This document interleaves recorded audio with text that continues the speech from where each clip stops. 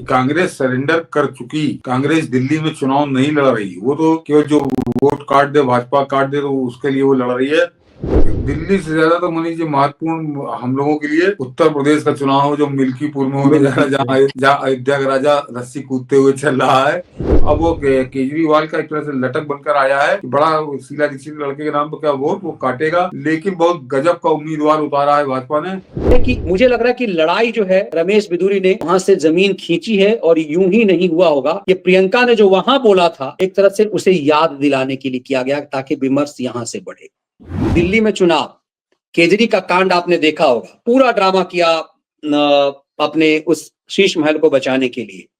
इधर दिल्ली कांग्रेस, लेकिन लड़ाई में लोग जुटिया रहे कांग्रेस को कि आम आदमी पार्टी को छुट्टा छोड़ दो। संदीप दीक्षित, शीला दीक्षित जी के पुत्र केजरी के सामने खड़ा है तो लगा कि कांग्रेस फाइट मजबूती से कर रही है।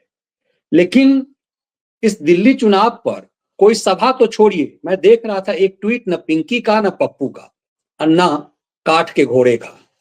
तो ये कांग्रेस कर क्या रही है इस लड़ाई में, कहां है, क्या खेल हो रहा है? इधर असउद्दीन ओवैसी उतारे जा रहा है जिहादी को, और केजरी जो है आजकल पूरा एकदम सनातनी हो गया है। नहीं, वो तो देखिए बिल्कुल एकदम सामने पिक्चर क्लियर है कि कांग्रेस सरेंडर कर चुकी, कांग्रेस सरेंडर कर चुकी। कांग्रेस दिल्ली में चुनाव नहीं लड़ रही, वो तो केवल जो वोट काट दे, भाजपा काट दे तो उसके लिए वो लड़ रही है। और दूसरे वो जो ओवैसी है वो लगातार दंगाइयों को टिकट देकर वहां पे मुस्लिम वोटों का कंसोलिडेशन कर रहा है, अपने लिए नहीं, वो मुस्लिम वोट इकट्ठे कर रहा है। तुम वोट किसी को भी दो, उसको भले ना दो, तो वो सीधी सी बात है, कांग्रेस वहां सरेंडर है और ओवैसी की कोई औकात नहीं है।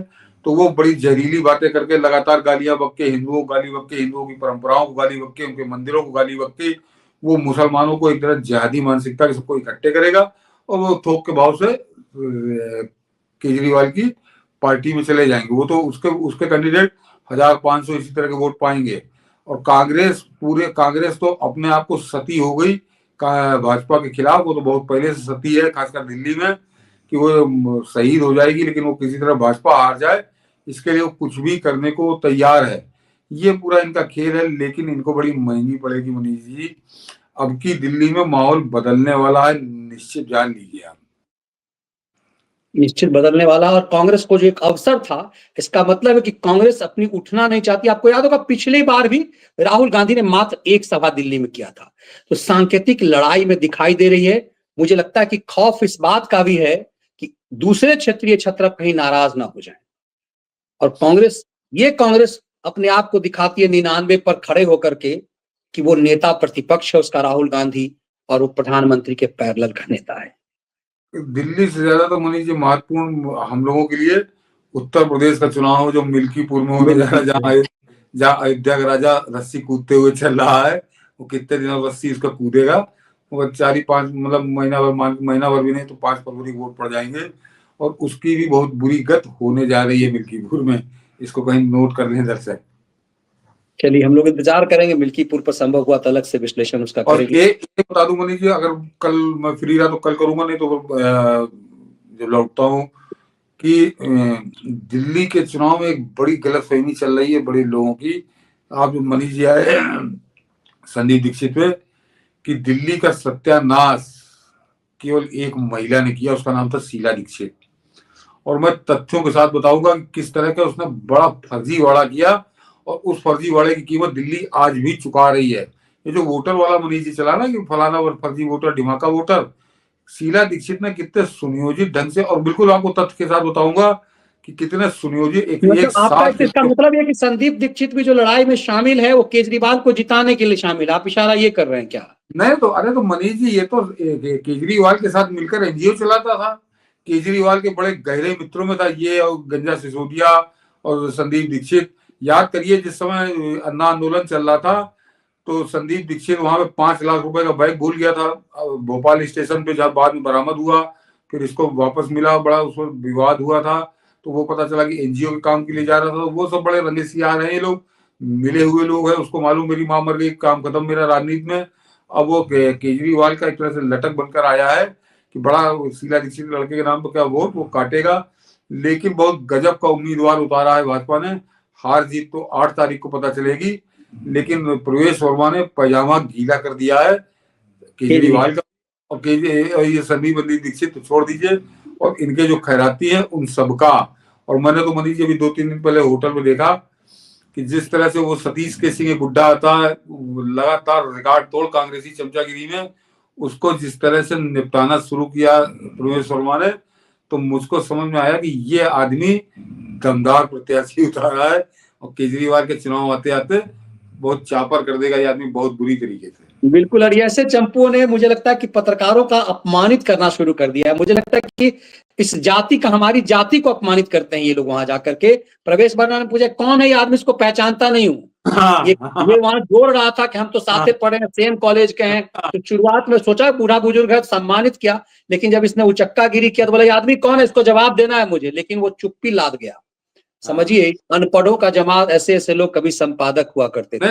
मुझे तो लगता है कि सर कि ये वो बैकफुट पे आ गया, वो बैकफुट पे आ गया, और ये इसी तरह बैकफुट पे आते हैं। मुझे लगता है कि प्रवेश वर्मा को 2 कदम और बोलना चाहिए कि इसको बोलना पड़ेगा, माफी बिना मांगे प्रवेश को छोड़ना नहीं चाहिए था कि बुढ़ऊ से जो है माफी। लेकिन देखिए, मुझे तो कि लंबा हो रहा है। जो प्रियंका वाड्रा के गाल की बात कही, आप तो चूंकि बाहर थे, मैंने उसका विश्लेषण किया था अलग ढंग से। लोग पूरे अपने राष्ट्रवादी रमेश बिधूरी पर हमला कर रहे थे। मुझे लग रहा है कि रमेश बिधूरी ने यही कुछ भी नहीं बोला होगा। दिल्ली की लड़ाई में वो हैं, और वो सिटिंग चीफ मिनिस्टर के खिलाफ उम्मीदवार बनाए गए हैं। और उस दिन भी हमने कहा था कि रमेश बिधूरी को यूं ही नहीं लोकसभा से बैठाया गया था, और प्रियंका के गाल पर चर्चा करके, आपको याद होगा प्रियंका वाड्रा ने एक जगह ने बोला था ना, मोदी पता नहीं अडबो है और मोदी क्या है, गाली दे देकर बच्चों से जो गाली दिलवाई थी, वो वीडियो मैंने दिखाया था।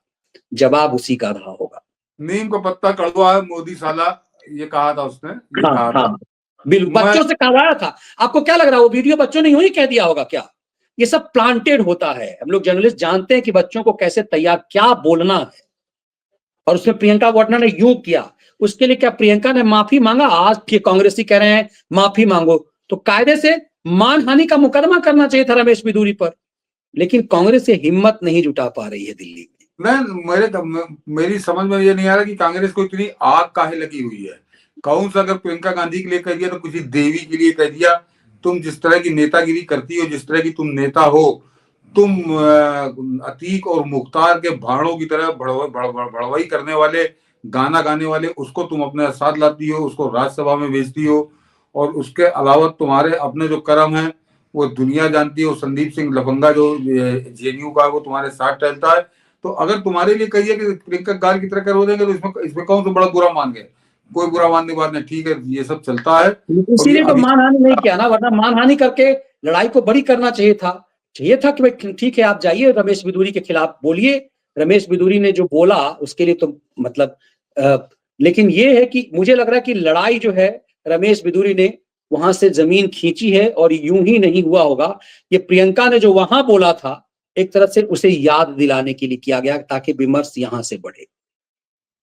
प्रियंका वाड्रा हो और चाहे वो बिधूरी हो या प्रवेश वर्मा, जिस अंदाज में प्रवेश वर्मा और बिधूरी ने शुरुआत की है, बिल्कुल इसी अंदाज में ही आप इनसे याद करिए कि केजरीवाल जिस समय सत्ता में आया तो किस तरह की इसने गालियां शीला दीक्षित को दी थी।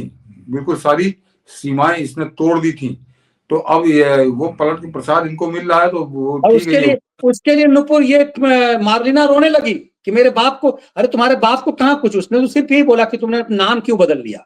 इससे उसने रोने की नौटंकी करनी शुरू। आप मनीष जी जरा अब थोड़ा लंबा 2 मिनट और लूंगा कि आप जरा, अगर आपने प्रवेश वर्मा वाला इंटरव्यू सुना तो आपने उसमें बड़ी लाइव देखा था। हाँ, तो उसमें जरा गौर करिए कि जब वो बुढ़ा आया कि बड़ी विवादास्पद बात कही थी, बड़ा व्यंग्यात्मक, बड़ा टांट में बोला था। तो प्रवेश वर्मा ने कहा था कि मैंने क्या कहा था। प्रवेश वर्मा ने कहा था कि देश के गद्दारों को गोली मारो सालों को। तो अच्छे से उनको याद होगा, ऐसा नहीं कि उनको याद नहीं है। लेकिन अब प्रवेश वर्मा ने कहा था देश के गद्दारों को, जनता ने कहा था गोली मारो सालों को। तो प्रवेश वर्मा ने कहा कि मैंने क्या कहा था। तो बुढ़ा सिटपिटाया, बुढ़ा इधर उधर भागा, फिर कहता मैं नहीं लूटा। तो वो कहने ने मुझे बताओ, मैं चाहता हूँ तुम मुझे बताओ। मैं, क्योंकि प्रवेश वर्मा मेरे ख्याल से आर पार के मूड में थे उस दिन कि अगर देश के गद्दारों को गोली मारो सालों को ना कहा जाए, तो देश के गद्दारों को सतीश सिंह का दामाद बना दो सालों को, ये कहा जाए क्या ये इनसे पलट के पूछना चाहिए कि अगर देश के गद्दारों को गोली नहीं मारी जाएगी तो तुम्हारा दामाद बनाया जाएगा क्या? तो ये अब तो कर लैया पट्टी बेचने पे वो आ ही गया है, तो ये इनकी स्थिति हो गई है और ये इसी मानसिक स्थिति में भी है। इसी मानसिक स्थिति में, और इसीलिए कह रहे हैं कि आपने कहा था नवंबर के बाद देश बदलेगा, तो मौसम बदलेगा, तो सही में मौसम तो नवंबर के बाद बदलता है, लेकिन भारत का मौसम ऐसे बदलेगा इसकी अब उम्मीद नहीं लग रही थी। बिल्कुल। इस विश्लेषण को हम लोग यही विराम देते हैं। फिर व्यूअर्स से आग्रह है, इस विश्लेषण को आप ज्यादा ज्यादा संख्या में लोगों तक शेयर कीजिए, लाइक और शेयर कीजिए, और यदि आपने चैनल सब्सक्राइब नहीं किया उसे जरूर कर लीजिए। बहुत बहुत धन्यवाद सर। जय हिंद, वंदे मातरम।